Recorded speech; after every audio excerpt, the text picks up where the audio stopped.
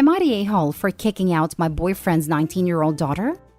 My boyfriend of 3 years moved into my home 3 weeks ago after his lease went up, and he was unable to renew the price hike they expected.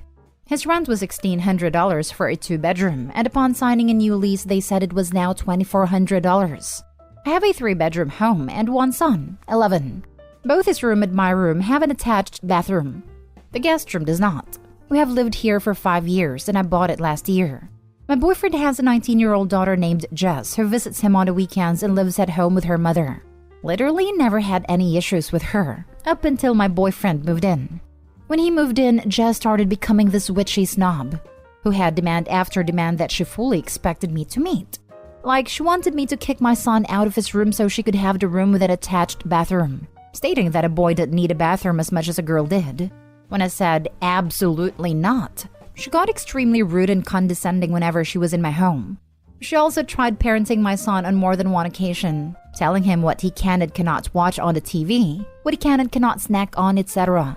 There have been times when he has tried talking to us, and Jess will butt in and say something about how kids are so freaking annoying.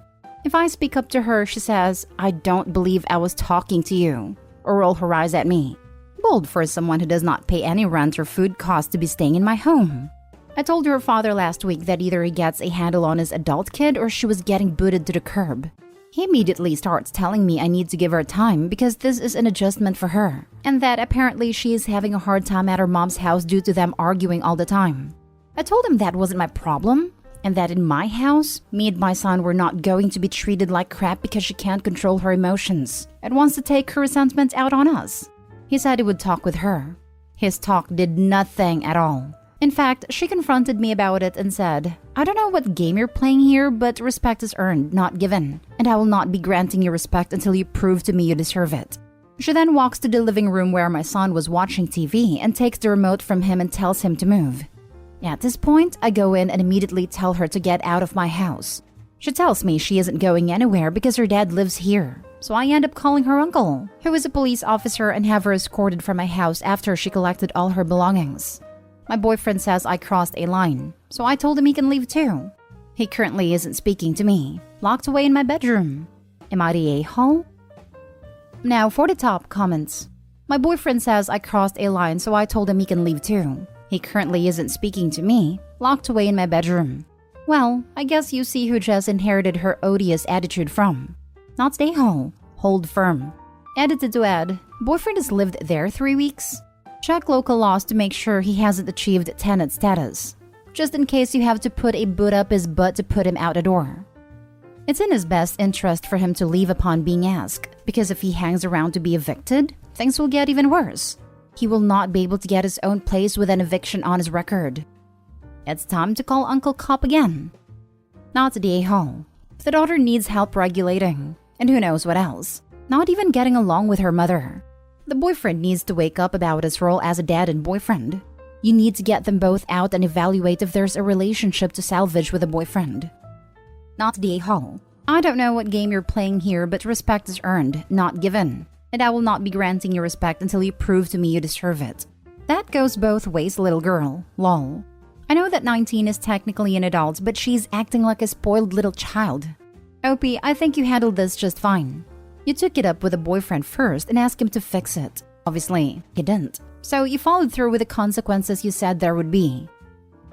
Next story. Am I the a-hole for not paying for my brother's gender reveal party? Back in March, I had my gender reveal party at a hall. My husband and I paid for catering, decorations, desserts, centerpieces, and candy for candy buffet. The only thing we didn't do was the signs, which one of my brothers took care of as he is good with woodworking. My eldest brother has 2 children, 12 and 13, from his previous relationship, then got married and now has 2 more little ones, under 10. I have never met his new wife. They just got eloped in March and none of my family has met her. They are now 18 weeks pregnant and will find out about the baby's gender in a few weeks. I was talking to my dear husband and we decided to give them $800. My elder brother asked if we could throw him and his wife a gender reveal party instead at the same hall we did ours at. I said it was a little more than $800, considering the hall rental deposit, desserts, candy buffet, catering, baby shower favors, centerpiece flowers. I do have most of the stuff saved, centerpiece jars, tablecloths, candy buffet jars, and some games from the party. But he even wants a backdrop which my friend did for me for free. She would charge him $150 for this since he has family. He said he really wants this, and if everyone paid for it, we can make it happen. I suggested a smaller venue or even a luxury picnic. I have the decorations for that, and would be more than happy to set aside a portion of what we were going to give him from the $800 for the catering. He was taken aback, as he thought we were going to give him the $800 on top of the party. He said, "Stop being cheap. You guys have the money, and you have never done anything nice for me and my kids." This is true. I was going to university when he had his children, so I was always broke. But I'm not working at the moment. I'm on maternity leave, so checks are small, and the money is coming from my husband, who is not really close to my eldest brother. He called me a cheap a-hole and said I have money saved up, so stop holding back. Now, I don't want to give him anything, and my other brothers don't want to give him anything either. Am I the a-hole if I don't give him anything at all now for his crummy attitude? Edit added. I forgot to mention this is both a gender reveal / baby shower. Not the a-hole, and he can take his entitled, ungrateful butt out of here. I wouldn't give him anything. Thank you. I couldn't agree more. I know he is in a tight spot in regards to funds, which is why we were going to give him $800 for whatever he needed for his baby. I really don't mind doing a small luxury picnic for him, but didn't expect such a terrible attitude towards everything. My mom even suggested having a potluck so that we didn't have to spend any money on food, and he said that would look tacky. He wanted something really nice for him and his wife. I do have the funds, but I'm being careful as I'm on maternity leave and don't want to spend a lot at the moment. Get him condoms. He needs to stop having that many children and baby mamas if he's in such a bad spot. Regain his financial stability before having more kids. Lol, one of my brothers made that comment. A basket full of rubbers instead of baby clothes and diapers. What? Not a-hole. You don't owe your brother an expensive gender reveal party. If my brother pulled any of that, I'd say, "Oh, actually, my financial planner says it's best to set up a 529 for a kid. We'll do that once the baby's here, and make sure none of the money is accessible to someone with such terrible priorities in life." This is a beautiful idea, to open up a savings account. I'm assuming that's what a 529 is. Although then, knowing my brother will want an account for his other children, including the 2 that no one has even met yet. I just can't win. Next story is titled, "Am I the a-hole for taking a joke too far and making my mom faint?" I, 18 female, hate practical jokes because my parents love them. It was my 18th birthday last week, and it was the first time in 3 years that I was able to have friends and family over for my birthday party. My parents love practical jokes. You name it, they have done it to me or my older sisters. At each of my sister's 18th birthday parties, they pushed the birthday girl's head into the cake. I think this is stupid and a waste of cake.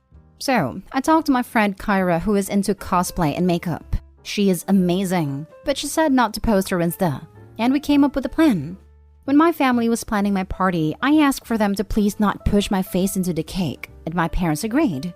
So on the day of my party, I was ready. When my parents inevitably pushed my face into the cake, I stood up and screamed bloody murder and squeezed the fake blood pack in my hand that I was holding up to my eye with a candle stub between my fingers. It was awesome. Until my mom fainted and hit the ground hard. Everyone was looking at me and no one caught her. She is bruised up and her and my dad are angry with me.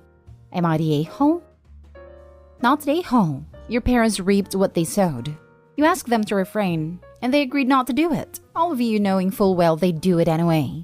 You responded with a practical joke of your own. In fairness, it was a considerable escalation from getting cake on your face though. But ultimately, their terror and ensuing injuries could have been completely avoided had they merely kept their word. I'd argue that while it was a considerable escalation, it still wasn't uncalled for. It's a genuine concern, and better the parents learn not to do it from a practical joke than frantically driving a kid to the hospital. They were also asked not to do it, so yeah, that too. Yes, it may have been a practical joke, but it was also an unforgettable object lesson. Parents ought to be grateful, but that would mean admitting they're the a-holes. Or at the very bare minimum, if you're going to do a jerk thing like this, at least make sure it's safe.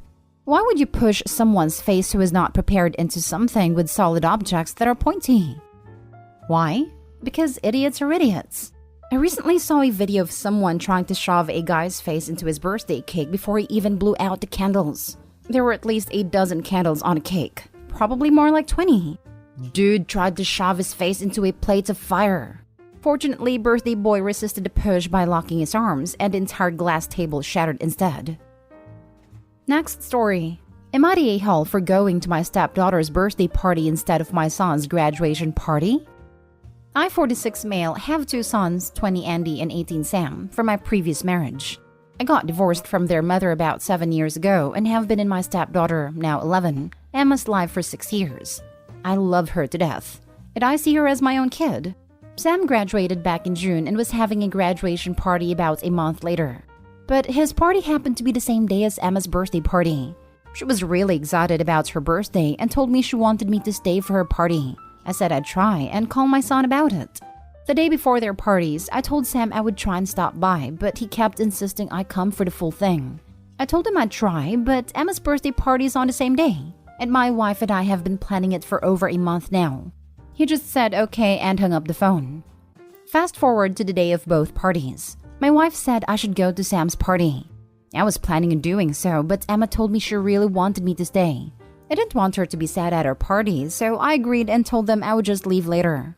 Emma's party was from 4 to 6 and Sam's from 4:30 to 7:30, so I was thinking I had plenty of time. I live over an hour away from my son, so I was planning to leave early. Anyway, I was helping my wife with a lot of stuff, taking care of the kids and other things. By then, it's already 6 p.m. and I feel bad. I have so many things to help my wife with for cleaning up, and since I live over an hour away, I know I can't make it. I did go to his graduation, so I assumed just going the day after to see him would be fine. Boy, was I wrong. I call him after that, and he practically goes insane, telling me he's extremely angry, saying I love Emma more than my biological kid and that I always forget about him. He then tells me he doesn't want me to come the next day and doesn't want me to talk to him. I haven't missed a lot of his events, so I feel like he's overreacting. I didn't go to his 18th birthday party because of a big meeting I had, and I get why he was mad about that. But this seems like an overreaction. I apologized to him, but he didn't accept it. My ex-wife and wife said I should have gone and that I was being an idiot. My oldest son says I always choose Emma over him, which is not true, and that I was being a horrible father. I do feel bad, but I lost track of time. He won't talk to me, and neither will my oldest son.